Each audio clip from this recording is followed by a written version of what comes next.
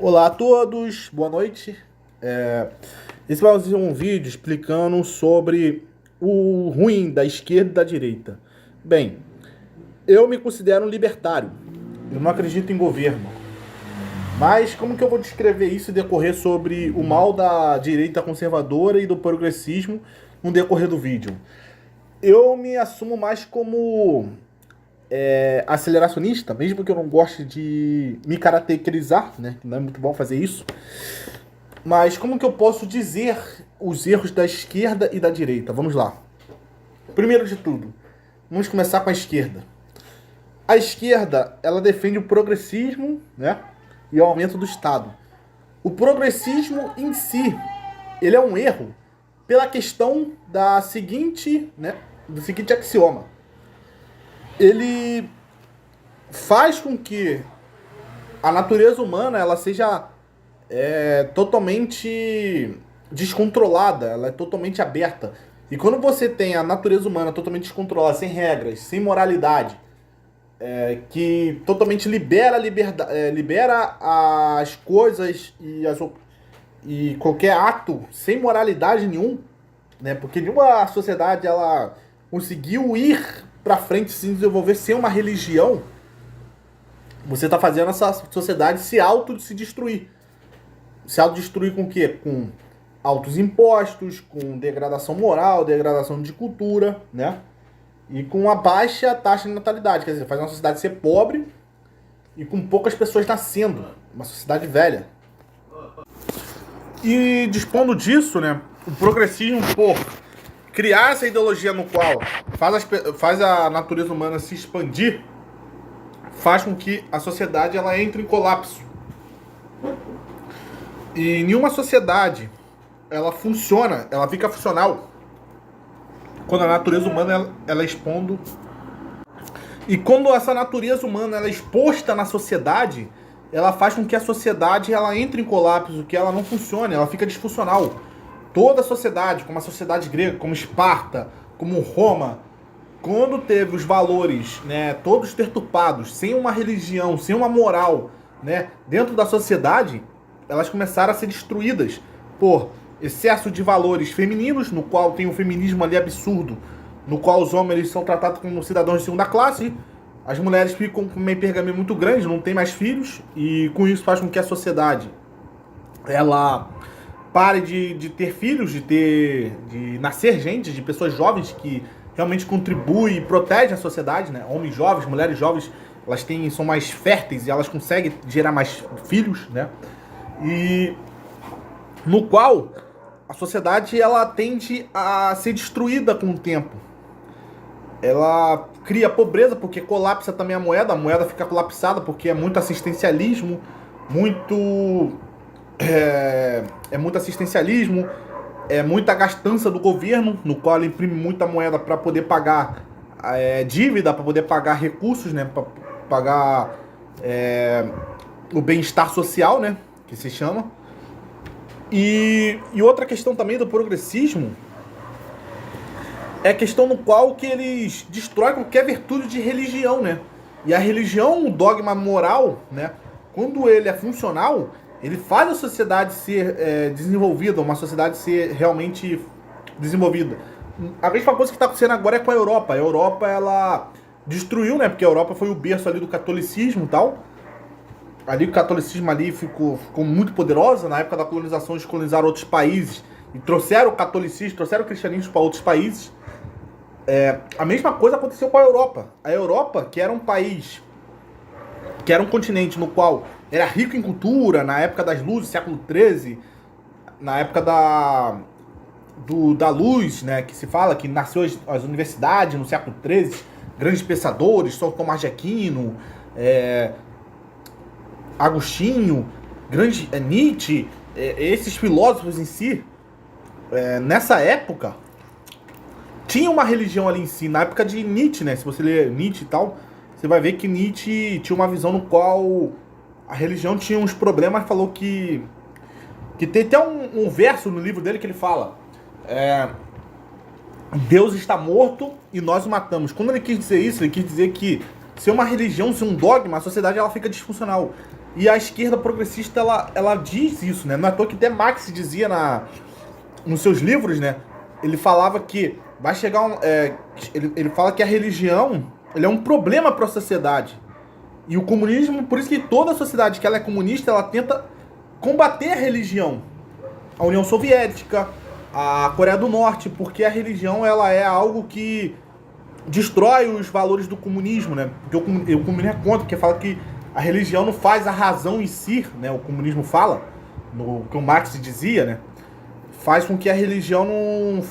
faz com que o ser humano não use a razão 100%, né? Não ilumine a razão 100% para a sociedade ser evoluída. Mas o Nietzsche, ele tinha aquela filosofia no qual que quando você tirasse a religião, né? Um Deus que tem a prática moral, que faz a sociedade ser funcional, você destrói a sociedade. E o progressismo faz isso. Por isso que o progressismo ele é ruim. E outra coisa também do conservadorismo, que eu falo que agora chegou a vez de falar do conservadorismo, é que o conservadorismo, ele é algo que ele tenta manter métodos ultrapassados, né? Métodos que não funcionam mais e ele tenta manter. Mesmo que o método não funcione mais, ou é um método que pode ser melhor que o outro, que funcione melhor que o outro, o conservadorismo, ele não troca. E o conservadorismo, né, tem muitas coisas disfuncionais para os homens, né? Coisas disfuncionais como? Ele tem o marianismo da Igreja Católica, no qual o homem ele deve sacrificar pela mulher. Mas ele não tem o conservadorismo real, né? O conservadorismo moderno, como que eu posso dizer, que para mim é um braço do progressismo. Ele tenta explicar ele tenta explicar que no qual a sociedade em si ele tem que conservar métodos que façam com que a sociedade ela vá para frente. Mas tem muitos métodos, né, que são realmente disfuncionais para os homens, como o marianismo da Igreja Católica, né? Aquele marianismo que o homem deve se sacrificar pela mulher, mas esse sacrifício pela mulher não vem a contraparte, né, do qual o conservadorismo ele não prega, o conservadorismo moderno ele não diz isso, que essa contraparte é que a mulher deve ser submissa ao homem. O homem ele usa aquele trecho da Bíblia, que o homem deve sacrificar pela mulher, mas a mulher deve ser submissa ao homem.